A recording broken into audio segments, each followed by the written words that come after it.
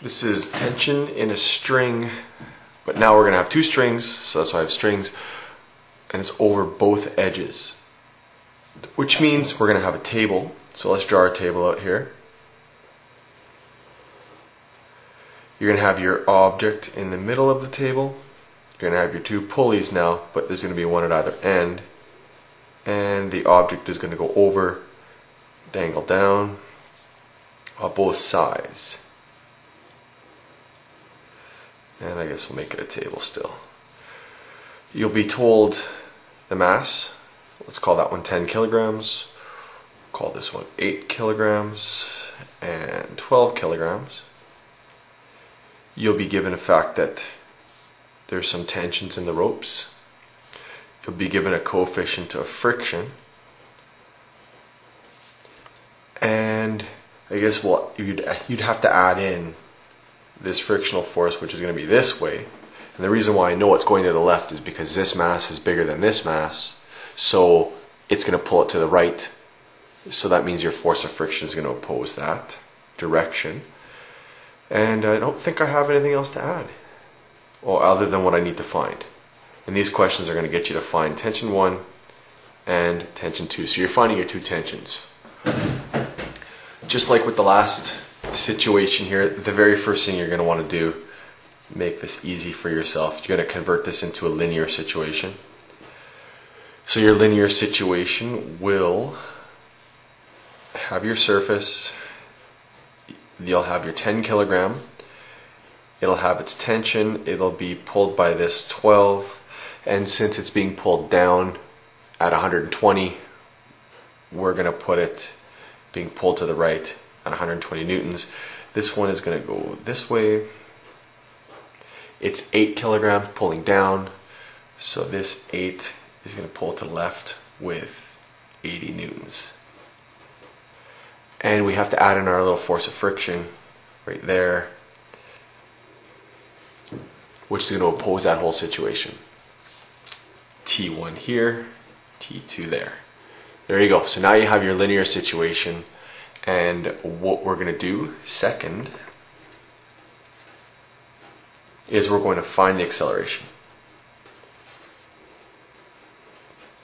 When we find the acceleration of this system here, you'll be able to apply it to the 12, to the 10, to the 8. It doesn't really matter because everything's going to accelerate the same way, but we're going to find the acceleration of the entire system first. So I'll do that by finding a sum of all my forces. Well, that's going to be to the right, so it's going to be 120. It's going to add on to my force of friction, which is going to be in the negative direction. And it's also going to add on to my 80, which is in the opposite direction. And that's going to end up equaling my net mass, and that's that unknown acceleration. So 120 minus mu Fn minus 80 equals my net mass, which is going to be 8 plus 10 plus 12 times my acceleration. So filling that in, 120 minus my mu value, which is up here, so that's going to be 0.09.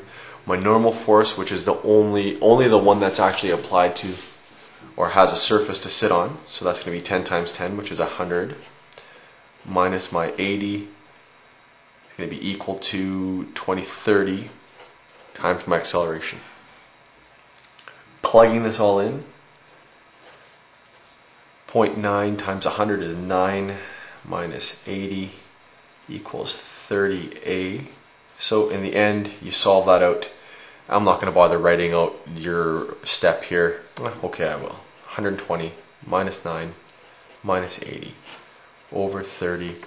You should end up with an acceleration, I'll put it here, of 1.03 meters per second squared.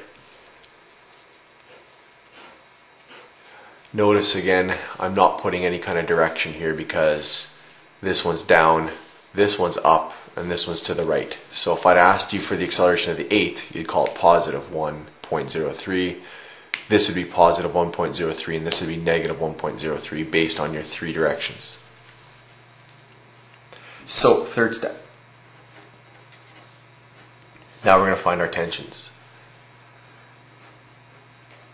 So find T1, find T2. So over here will be my T1. That's what I'm going to find. Okay, so T1. I'll do a sum of all my forces. We got to go back, look at this, and you know, it might almost be easier to find T2 first, just because it's the easier of the two. T1 is going to be everything.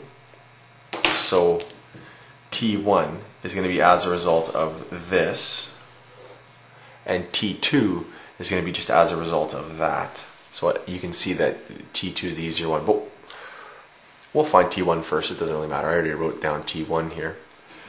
My sum of forces, I'm going to have T1, and it's going to be pulling everything. So I'm going to have to add on my negative force of friction, and I'm going to have to add on my negative 80 equals MA.